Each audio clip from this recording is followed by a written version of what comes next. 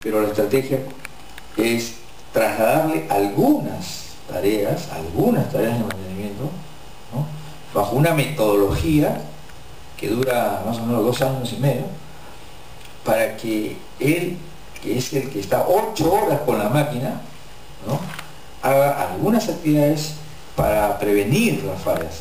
Una cosa es que te avise, oye, ha fallado la máquina. Cualquiera avisa, ¿no?, que ha fallado la máquina. A una actividad en que él prevenga, detecte anormalidades antes de que ocurra la falla, ¿no? Pero si no lo sabe, no lo ha capacitado, no sabe ni qué cosa, componentes, etcétera, no lo va a hacer.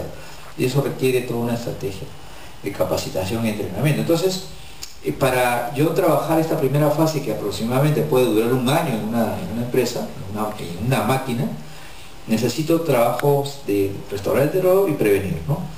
Estamos hablando acá de mantener las condiciones básicas del equipo, lubricación, ajuste, y mantener estándares de operación.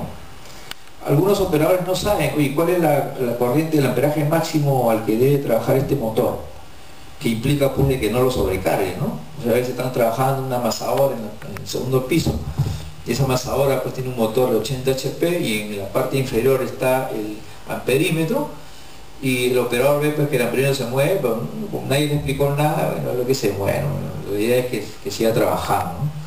Cuando de repente pongo un salte térmico, va el operador, salte térmico, ay, me fastidia, comenzó a fastidiar la máquina, papá, no te aviste, resetea el térmico, ¿no? Te resetea, vuelve a prender la máquina, trabajando, como hay sobrecarga, pum, vuelve a saltar el térmico y lo vuelve a resetear hasta que ¡pam!, se quemó el motor. Y eso sucede mucho, ¿no? Eso sucede mucho. Así como un mes. No sé. Entonces es una de las mejores opciones cuando se tienen temperaturas o valores bajos en los cuales se debe trabajar, ¿no? Si las temperaturas son muy altas, ya existen otras opciones, ¿no? Ya dado que en el vapor pues la presión y la temperatura van de la mano, ¿no? Entonces a mayor presión, mayor temperatura. Entonces, es importante esto. Entonces, el vapor es parte de un ciclo completo en una planta. Entonces, este es prácticamente el ciclo del vapor, donde tenemos el caldero como ente generador, ¿no?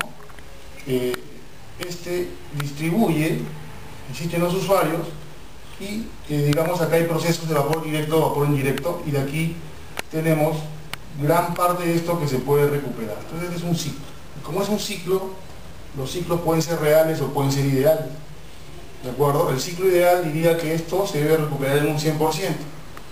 Pero el ciclo real nos dice que tenemos pérdidas y que al final nosotros estamos utilizando como máximo un 74% del 100% que podemos obtener como energía disponible en el combustible, ¿no?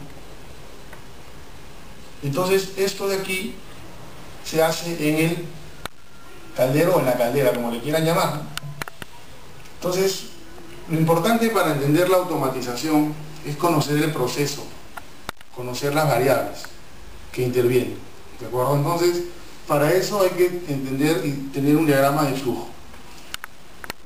En este diagrama de flujo nosotros nos fijamos nuestro objetivo, que es generar vapor. Entonces el vapor se convierte aquí en una variable de salida, ¿de acuerdo? Entonces decimos, para generar vapor